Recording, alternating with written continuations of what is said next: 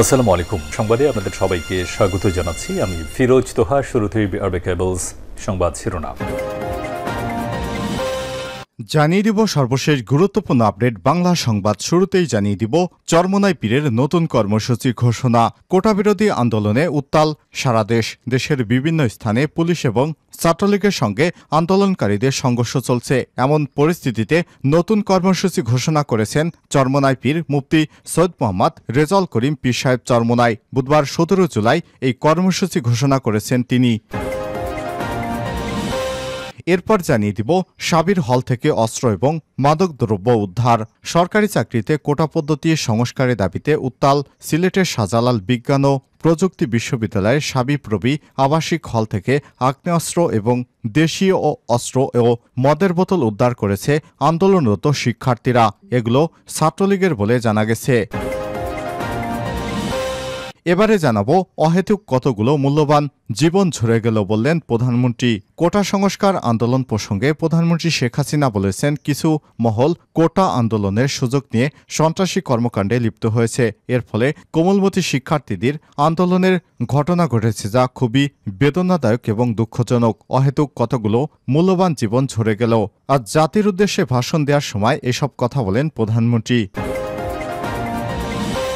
এবারে জানাবো সরকার গায়ের জোরে হত্যাকাণ্ড ঘটিয়েছে অভিযোগ করলেন বিএনপির মহাসচিব মির্জা ফখরুল ইসলাম আলমগীর। সরকার দেশে একটা ত্রাসের রাজত্ব সৃষ্টি করেছে অভিযোগ করে বিএনপির মহাসচিব মির্জা ফখরুল ইসলাম আলমগীর বলেছেন, শিক্ষার্থীদের দাবি এটা তারা অর্থাৎ সরকার আলাপ আলোচনার মাধ্যমেই শেষ করতে পারত। শুধু তাদের জেদের কারণে আজকে এই ধরনের হত্যাকাণ্ড ঘটিয়েছে। এই হত্যাকাণ্ডের নিন্দা এবং ক্ষোভ আমরা জানিয়েছি। সরকারকে এর দায়ভার নিতে হবে। এদিকে রাজধানীর শনির আখড়ায় বাবা ছেলেসহ গুলিবিদ্ধ ৬। রাজধানীর শনির আখড়ায় পুলিশের গুলিতে ২ বছরের শিশু আর তার বাবাসহ অন্তত ৬ জন আহত হয়েছেন। গুরুতর অবস্থায় তাদের উদ্ধার করে ঢাকা মেডিকেল কলেজ হাসপাতালের জরুরি বিভাগে নিয়ে আসা হয়েছে। আজ সন্ধ্যায় শনির আখড়ায় এই দুর্ঘটনা ঘটে। এবং সর্বশেষ জানিয়ে দেব কোটা আন্দোলনে কর্মসূচি ঠিক করে দিচ্ছে বিএনপি জামাত। অভিযোগ করলেন পররাষ্ট্রমন্ত্রী ড হাসান মাহমুদ। কোটা আন্দোলনে বিএনপি জামাত প্রবেশ করে কর্মসূচি ঠিক করে দিচ্ছে বলে মন্তব্য করেছেন পররাষ্ট্রমন্ত্রী ড হাসান মাহমুদ। শিক্ষার্থীরা না বুঝেই কোটা বিরোধী আন্দোলন করছে। বর্তমানে সুপ্রিম কোর্টের রায় অনুযায়ী কোটা নেই। সাধারণ ছাত্রছাত্রীদের ভুল বুঝিয়ে সেখানে সম্পৃক্ত করা হয়েছে। এরপর সেখানে বিএনপি জামাত ঢুকছে। এই বিএনপি জামাতকে প্রতিহত করার ঘোষণা দেন তিনি। প্রিয় দর্শক, এতক্ষণ শুনছিলেন সংবাদ শিরোনাম, এবারে বিস্তারিত। তবে তার আগে বন্ধুরা, আপনি কোন স্থান থেকে আমাদের সংবাদটি দেখছেন কমেন্ট করে জানিয়ে দিন বন্ধুরা এই সংবাদ সম্পর্কে আপনার মূল্যবান মতামত। প্রিয় দর্শক, আপনি যদি আমাদের চ্যানেলে নতুন হয়ে থাকেন, এই সংবাদটি দেখতে দেখতে চ্যানেলটি সাবস্ক্রাইব করে রাখুন, যাতে করে আমাদের লেটেস্ট আপডেট সংবাদগুলো সবার আগে আপনার কাছে পৌঁছে যায়। এই ভিডিওটিতে একটি লাইক দিয়ে দিন। এই সংবাদটি আপনার সোশ্যাল মিডিয়া ফেসবুকে শেয়ার করে বন্ধুদের জানার সুযোগ করে দিন। এবারে বিস্তারিত।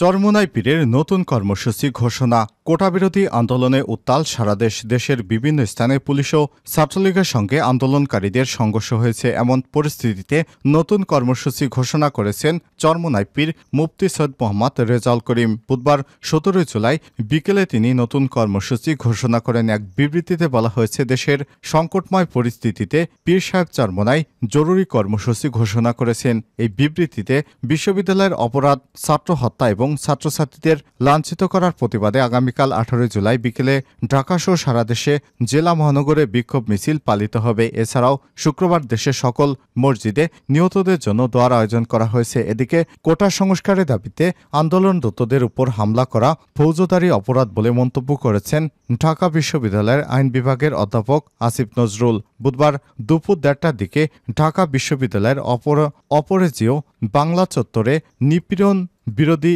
শিক্ষক নেটওয়ার্ক আয়োজিত এক সমাবেশে সব কথা বলেন তিনি।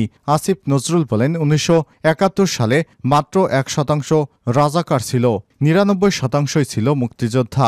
আজকে যারা আন্দোলন করছেন তারাও মুক্তিযোদ্ধা, যারা জনযুদ্ধে মুক্তিযোদ্ধাদের সন্তান। সুতরাং তাদের রাজাকার ট্যাগ দেওয়া বন্ধ করেন, রাজাকার ট্যাগ দেওয়া রাজনীতি বন্ধ করেন। এটা করতে করতে আপনারা মুক্তিযোদ্ধাদেরকেও হ্যাও করছেন। এ সময় তিনি বলেন, ৭২ সালের সংবিধান অনুযায়ী আমাদের মুক্তিযোদ্ধাদের বড় চেতনা হচ্ছে অসামান্য বৈষম্যহীনতা এবং সমান অধিকার। ঢাকা বিশ্ববিদ্যালয় সহ অন্যান্য বিশ্ববিদ্যালয়ে যে শিক্ষার্থীরা আন্দোলন করছেন তাদের রাজাকার ট্যাগ দেওয়া হচ্ছে। আমরা এটা প্রত্যাখ্যান করছি। ঢাকা বিশ্ববিদ্যালয় সহ কোনো পাবলিক বিশ্ববিদ্যালয়ের শিক্ষার্থীরা রাজাকার নয় বলেও জানান তিনি। কোটা সংস্কার আন্দোলনকারীদের উপর হামলার নিন্দা জানিয়ে তিনি আরও বলেন, যারা আন্দোলনরত শিক্ষার্থীদের উপর হামলা করছেন, নির্যাতন করছেন, এটা ফৌজদারি অপরাধ, মৃত্যুদণ্ডযোগ্য অপরাধ। অবশ্যই এই অপরাধের বিচার করতে হবে। দেশে যদি কোনো অপরাধ হয় সেটা দেখার দায়িত্ব আইনশৃঙ্খলা রক্ষাকারী বাহিনীর, বিচার বিভাগের, ছাত্রলীগের নয়। সাবির হল থেকে অস্ত্র এবং মাদকদ্রব্য উদ্ধার। সরকারি চাকরিতে কোটা পদ্ধতি সংস্কারের দাবিতে উত্তাল সিলেটের শাহজালাল বিজ্ঞান ও প্রযুক্তি বিশ্ববিদ্যালয়ের সাবিপর্বী আবাসিক হল থেকে আগ্নেয়াস্ত্র, দেশি বিদেশি অস্ত্র, মদের বোতল উদ্ধার করেছে আন্দোলনরত শিক্ষার্থীরা। এগুলো ছাত্রলীগের রুম থেকে উদ্ধার করা হয়। বুধবার 17 জুলাই বিকেলে ক্যাম্পাসে গায়েবানা জানাজায় নামাজ আদায় শেষে বিশ্ববিদ্যালয়ের শাহপরান হলের বিভিন্ন হল তল্লাশি চালায় কোটা আন্দোলনরত শিক্ষার্থীরা। পরে বিকাল 6:30টার দিকে উদ্ধারকৃত অস্ত্র দিয়ে সংবাদ সম্মেলন করা হয়। এতে কোটা আন্দোলনে সাবিপ্রবির সমন্বয়ক আসাদুল্লাহ আল গালিব বলেন, 1.5 শতাধিক মদের বোতল, একটি শটগান, একটি রিভলভার, 3টি চেইন, 100টি স্টিলের পাইপ, 10টি রামদা, 12টি চাকু, 3টি হাতুড়ি ও কিছু গাঁজা পেয়েছি। শুধু শাহপরান হলের বিভিন্ন কক্ষ থেকে সব আমরা জব্দ করেছি। সন্ধ্যা হয়ে যায় কারণে আর তল্লাশি চালাতে পারিনি। বৃহস্পতিবার 18 জুলাই আমরা বাকি হলগুলো তল্লাশি করব। আমরা জানতে পেরেছি, তল্লাশির খবর জানতে পেরে সন্ত্রাসীরা অনেক অস্ত্র সরিয়ে ফেলেছে। অহেতুক কতগুলো মূল্যবান জীবন ঝরে গেল। প্রধানমন্ত্রী কোটা সংস্কার আন্দোলন প্রসঙ্গে প্রধানমন্ত্রী শেখ হাসিনা বলেছেন, কিছু মহল কোটা আন্দোলনের সুযোগ নিয়ে সন্ত্রাসী কর্মকাণ্ডে লিপ্ত হয়েছে। এর ফলে কোমলমতি শিক্ষার্থীদের আন্দোলনের ঘটনাগুলো ঘটছে, যা খুবই বেদনাদায়ক এবং দুঃখজনক। অহেতুক কতগুলো মূল্যবান জীবন ঝরে গেল। বুধবার 17 জুলাই সন্ধ্যায় জাতির উদ্দেশ্যে দেওয়া ভাষণে তিনি এসব কথা বলেন। প্রধানমন্ত্রী বলেন, ভাষণের শুরুতে শেখ হাসিনা বলেন, আজকে অত্যন্ত বেদনা ভারাক্রান্ত মন নিয়ে আপনাদের সামনে উপস্থিত হয়েছি। লাখো শহীদের রক্তের বিনিময়ে অর্জিত স্বাধীন বাংলাদেশের জনগণের আর্থসামাজিক উন্নয়নের জন্য নিরলসভাবে পরিশ্রম করে যাচ্ছি। মানুষের মৌলিক চাহিদা পূরণ করতে অন্ন, বস্ত্র, বাসস্থান, শিক্ষা, চিকিৎসার ব্যবস্থা করে জনগণকে উন্নত জীবনযাত্রা দিতে শুরু করেছি। অনেক সাফল্য অর্জন করেছি। বাংলাদেশকে বিশ্ব দরবারে একটা মর্যাদার আসনে আসীন করতে সক্ষম হয়েছি। তারপর আপনাদের অনেক দূরে যেতে হবে। তিনি বলেন, 2018 সালে ছাত্র আন্দোলনের পরিপ্রেক্ষিতে সরকারি চাকরিতে কোটাপোতা বাতিল করে একটা পরিপত্র জারি করে সরকার। পরবর্তীতে মুক্তিযোদ্ধাদের পক্ষে উচ্চ আদালতে 2018 সালে জারি করা পরিপত্র বাতিল করে দেয়। সরকারের পক্ষ থেকে পরিপত্র বহাল রাখার জন্য সর্বোচ্চ আদালতের আপিল করা হয়। আদালত শুনানির দিন ধার্য করেছেন। এ সময় ছাত্ররা কোটা বাতিলের দাবি নিয়ে আবারও আন্দোলন শুরু করে। এ আন্দোলনের শুরু থেকে সরকার যথেষ্ট ধৈর্য এবং সহনশীলতার পরিচয় দিয়েছে। এ সময় তিনি আরও বলেন, আন্দোলনকারীদের নিরাপত্তা নিশ্চিত করার ক্ষেত্রে পুলিশ সহযোগিতা করছে। রাষ্ট্রপতির কাছে যখন আন্দোলনকারীরা স্মারকলিপি প্রদানের ইচ্ছে পোষণ করে, সেক্ষেত্রে তাদের সুযোগ করে দেওয়া হয়, নিরাপত্তার ব্যবস্থা করে দেওয়া হয়। তিনি বলেন, ছাত্রছাত্রীদের পক্ষেই এ রায় যাবে বলে আমি মনে করছি। সরকার গায়ের জোরে হত্যাকাণ্ড ঘটিয়েছে মির্জা ফখরুল।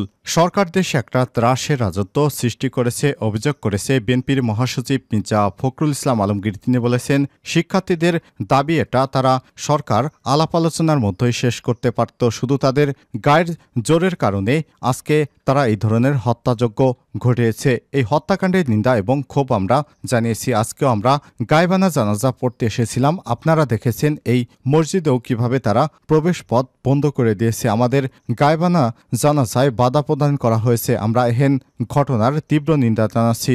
বুধবার 17 জুলাই দুপুরে বাদ জোহর জাতীয় মসজিদ বাইতুল মোকাররম মসজিদে গায়েবানা জানাজার পরে সাংবাদিকদের প্রশ্নের জবাবে বিএনপির মহাসচিব এসব কথা বলেন। এ সময় তিনি বলেন, সরকার গত কয়েকদিন ধরে ঢাকাসহ সর্বস্থানে ত্রাসের রাজত্ব সৃষ্টি করেছে। আপনারা দেখেছেন, ঢাকা বিশ্ববিদ্যালয় সহ ঢাকা মহানগরের বিভিন্ন শিক্ষা প্রতিষ্ঠানের বাইরে এসব সন্ত্রাসী কার্যক্রম চালিয়েছে এই সরকার।